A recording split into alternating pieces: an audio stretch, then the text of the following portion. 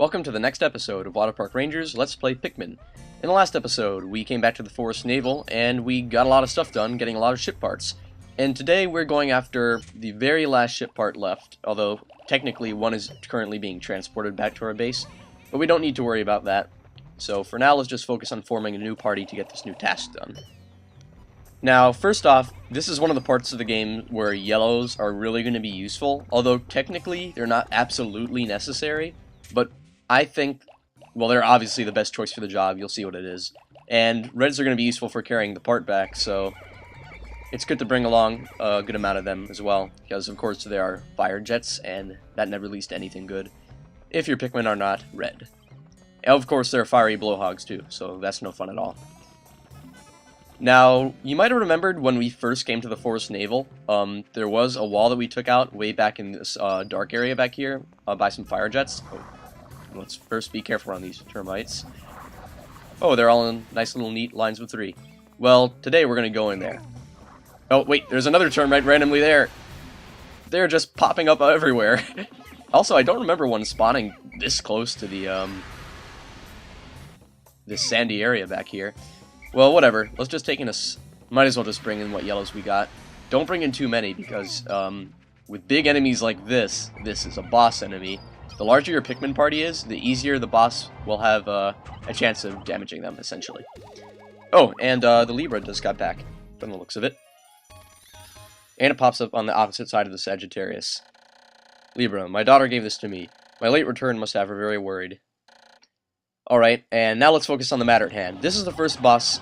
Well, I don't know technically which are bosses in this game. I usually only count a boss if it has unique music, and in this case, this one does. It's the beady longlegs. This enemy just steps on your Pikmin. So a large party is easily going to be stomped by it because it's difficult to keep them away from the feet. So have a small, easily controllable group. Try to stop the Pikmin from going after the legs, because that doesn't really help. And of course, yellows are the best choice because you can aim high up without waiting for it to duck down. Oh, what do you know? It just stepped on a Pikmin. That's not nice. There's also a trick that you can do, although I don't advise it, is bringing in a large amount of Pikmin and swarming the feet before they can get up. You can hold down the feet just for a moment, but the beady longlegs will strain back and push them off anyway, so I don't recommend that you use that strategy. And we're going to have it beat pretty soon. We'll beat the beady longlegs. It's like, I don't know if it's a machine or something, because there's like smoke and stuff coming out of it. It stepped on quite a few Pikmin. Well, more than I would have liked. Well, whatever. There's the last ship part. And we'll want reds for carrying that. So, let's go. Let's go, men! Here it is.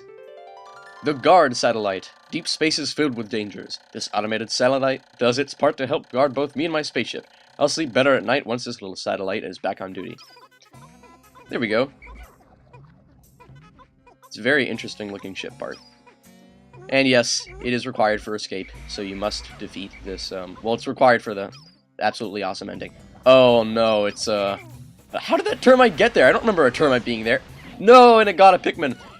Alright, this is something I think I should mention about termites, sheargrubs, shearwigs, all those little burrowing enemies that can eat your Pikmin, is that, at least in this game, if a termite gets a hold of a Pikmin in its jaw, like you saw there, no matter how much you attack it, it won't die until it kills that Pikmin.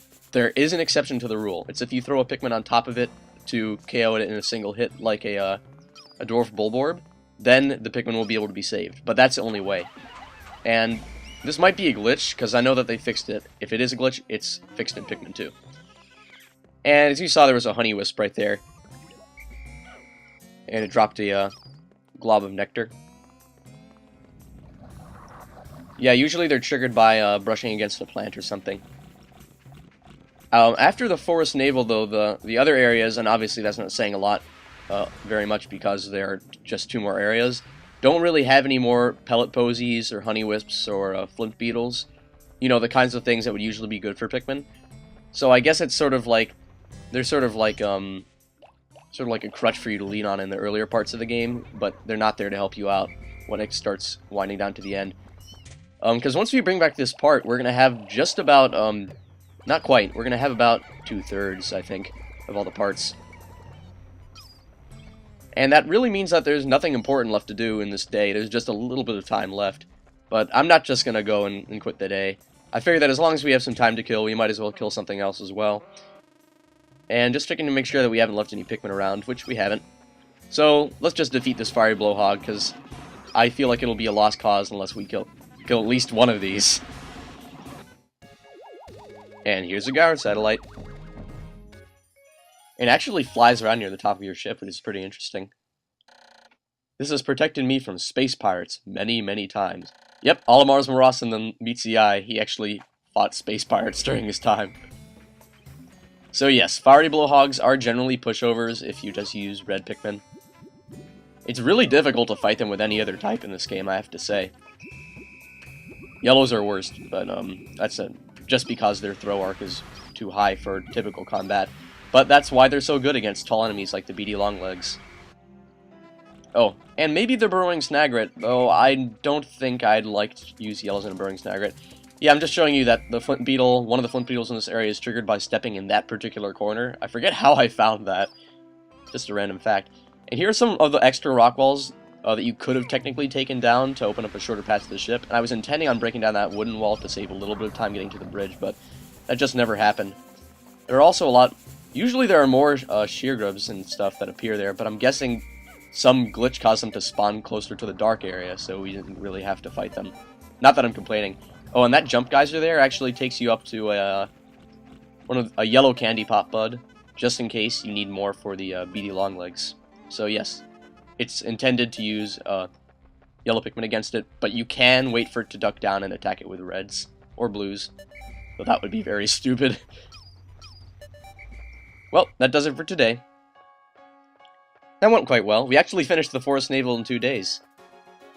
Now, I've only done this once before, and the reason you might have seen it twice is because I think I copied that file because I thought it was so difficult. No, the reason it was difficult was because that was the time I did a no-death run. The best I've ever done in this game was 11 days with no deaths. And the crushing glitch is awful. Also, beating the final boss without losing a single Pikmin is actually really difficult. Really, really difficult. I don't recommend you do it unless you're just looking for bragging rights, because you won't have a fun time, trust me. 7 days since impact. I've seen that, at times, the leaf atop a Pikmin's head will grow into a bud and then a flower. It appears that if I do not pick the Pikmin sprouts, they gradually bloom over time. Fascinating! This melding of plant and animal traits is surely unique in the natural world. I found the increased swiftness of the flower Pikmin to be a tremendous benefit. Also, my diligent observation has recorded instances in which flower Pikmin lost in battle have left seeds behind. This is why on days after fierce battles, I occasionally find new sprouts growing. So we lost quite a few in battle today, unfortunately. But such is the way of the slightly more difficult parts of Pikmin. At least it's not like when I first played the game and would die on incredibly simple challenges.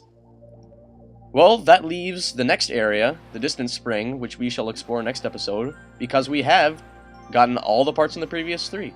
So, see you then in this strange new area.